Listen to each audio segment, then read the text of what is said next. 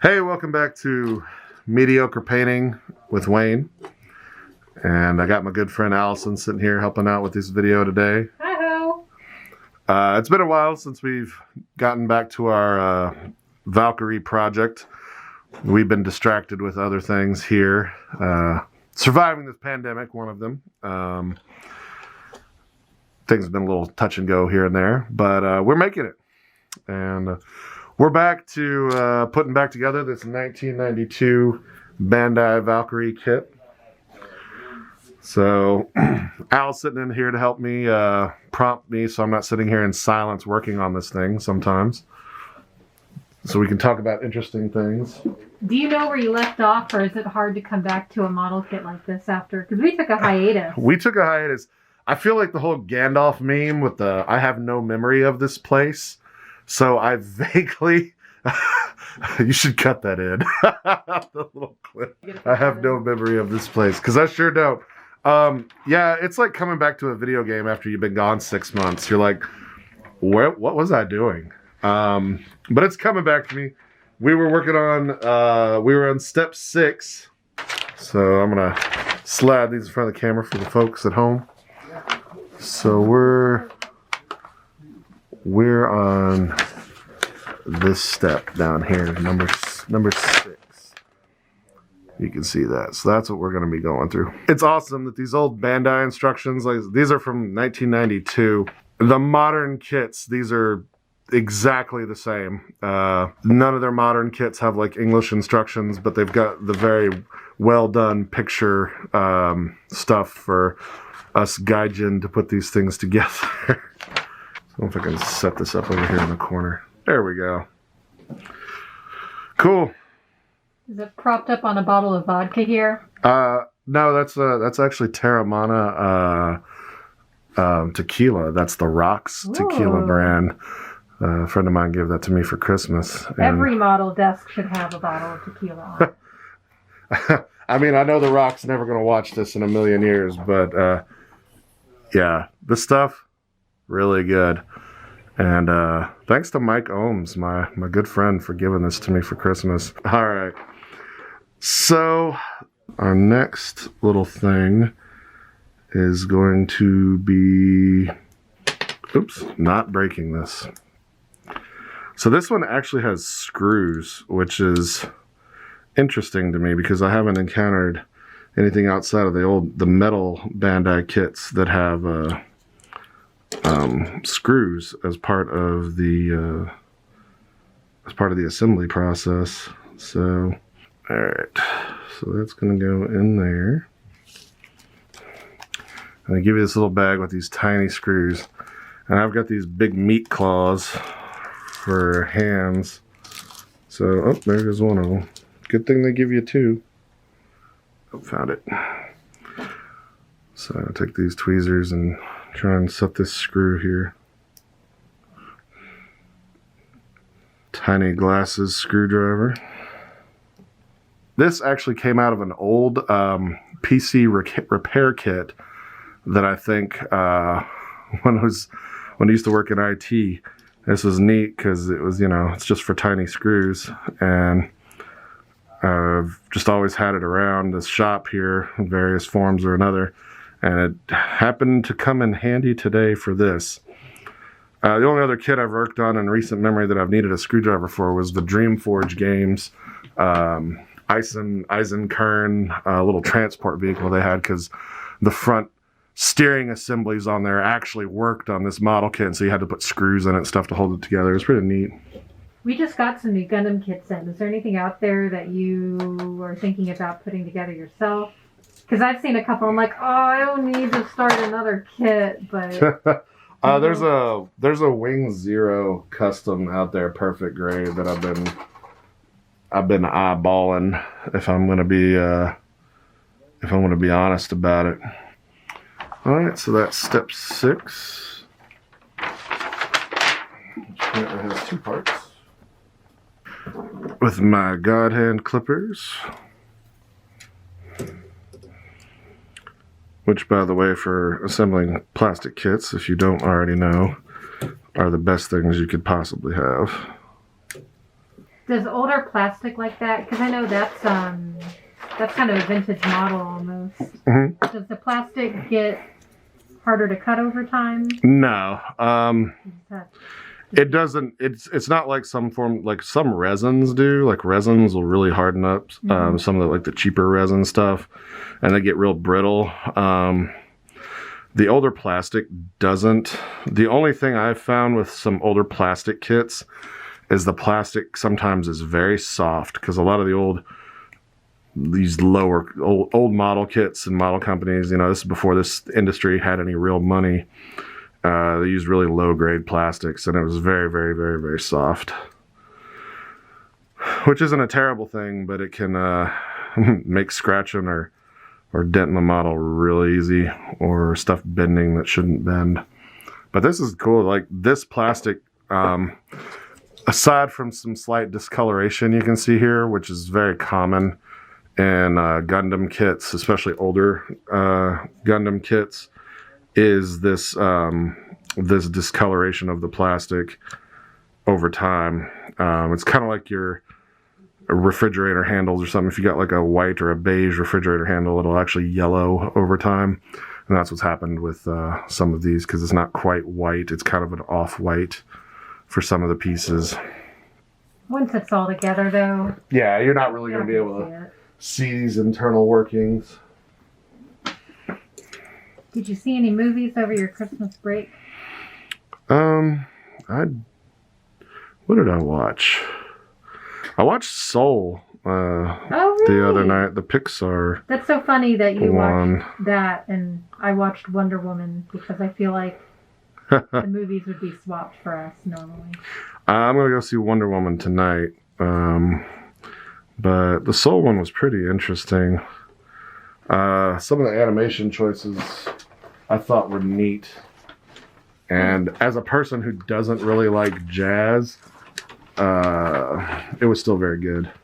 Yeah, I haven't seen a preview for that movie that makes me want to see it yet. But yeah, a recommendation from Wayne is. Yeah, no, it wasn't bad at all. Like I said, it's not a first. I wouldn't say it was a first choice Pixar for me, but I appreciate it. Like Jamie Foxx is great. I thought I always look at IMDb stuff about movies when I'm watching them, because I'm a trivia file in that respect. Boy, I think this is supposed to transform, and this is. Boy. Okay. Yeah, it was a neat movie. I said not one I think I'd rewatch. That's exactly how I feel about Wonder Woman.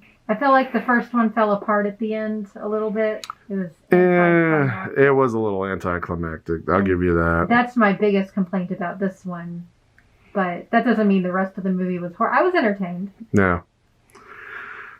The problem a lot of the superhero genre has is it's hard to get a good villain, and very few do the villain properly. It's the whole Justice League thing again. Once Superman wakes back up and is back alive, then old Steppenwolf ain't got, he's just done at that point. It's the whole Batman the Animated Series thing all over again. It's like, and like really in Batman in general, is Batman's a background character. The shows and the movies and stuff are really about the villains and the people around Batman, because Batman's not going to change. No. All right. Now you're going to slide these parts inside here. So now parts can slip and slide and flip and do the thing that they need to do. Neat. Way to go, Bandai.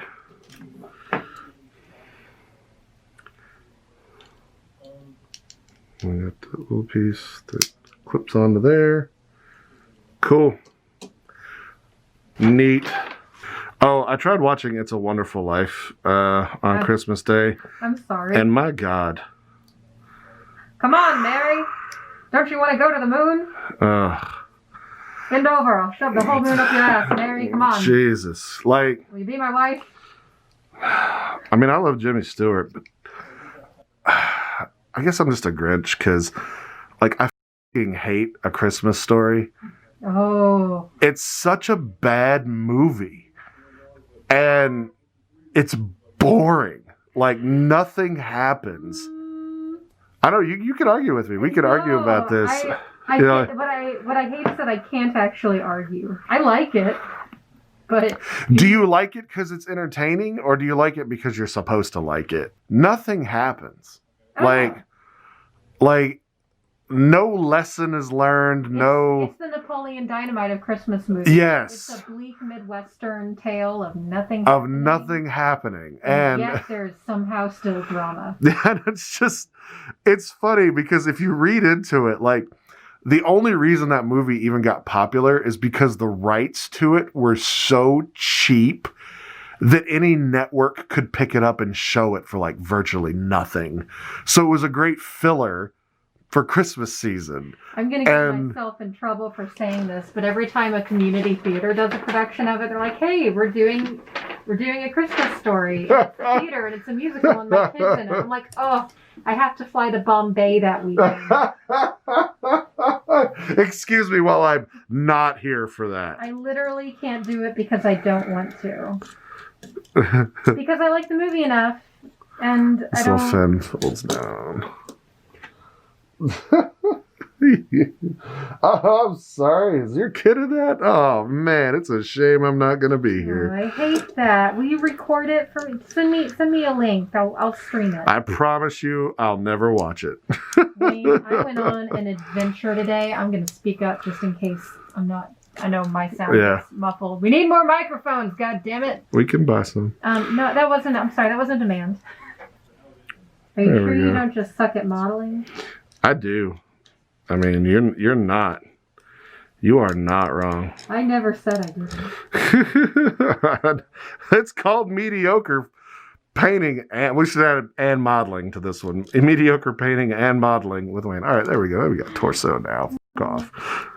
And that's cool because that slides up and down, so we can have like little pilot's compartments hidden up inside. You can hide your little pieces of beef jerky in super there. Secret. Do they make Gundams that have beef jerky compartments? I don't think so, but I mean, I'm sure we could make one. All right, step 8. So yeah, Wonderful Life. Wonderful Life. I couldn't get through it.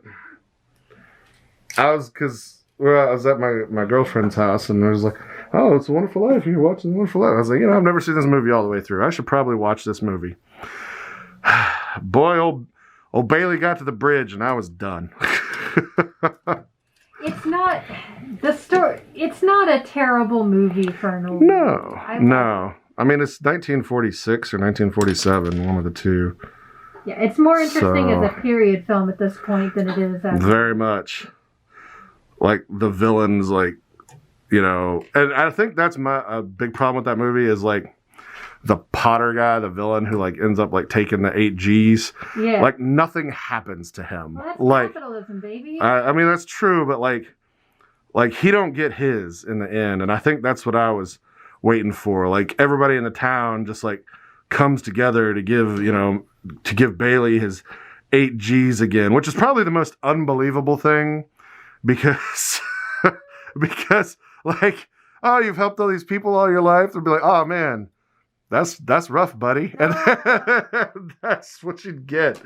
I always liked this anime as a kid. Of course, I watched Robotech growing up, and this was one of the alternate, I guess, tellings of it, or however the hell it worked back in the day. This is Macross 2, so a lot of similarities to Robotech, but a lot of differences. Like, instead of Zentradi, the bad guys were called Zentron, and there were no Robotech Masters. There were the Marduk Overlords, and various other nerd shit that I've wasted brain wrinkles on over the years, but I just liked the mecha designs in this.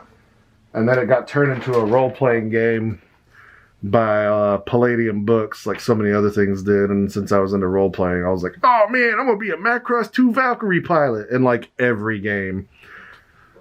We're playing riffs. I want to be a Macross 2 Valkyrie pilot because I'm 13 and edgy. C33 and C31. All right. There's 31. And this might be one of those occasions where, because it's kind of fits aren't real tight, we might like stick a little bit of plastic glue in here, depending on how it acts later, just to hold it together. You're not supposed to have to glue these kits, but I've found over the years that if you don't want them to just randomly fall apart on the shelf sometimes, you might need to add a dab of glue. Because expansion and contraction is a real thing, folks, with temperature and humidity. Especially since we live in the humidity zone that is the Ohio Valley. Alright, so this is what makes the SAP 2 better than the other Valkyries. At least in the old game it did, because this was their like heavy burst cannon or something. I forget what they called it. I mean, it's only been like 30 years. And the old memory ain't what it used to be, but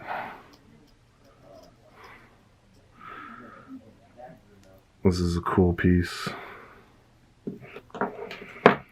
Okay, let's see if we can figure out how this goes together. What's going together? The other gun pod for this Valkyrie. It has two different, basically it's handgun options. So this is the put together the basic one, and this is like its upgrade that it has that makes it like, you know, super cool. Hell yeah. And so we'll put that on there, and that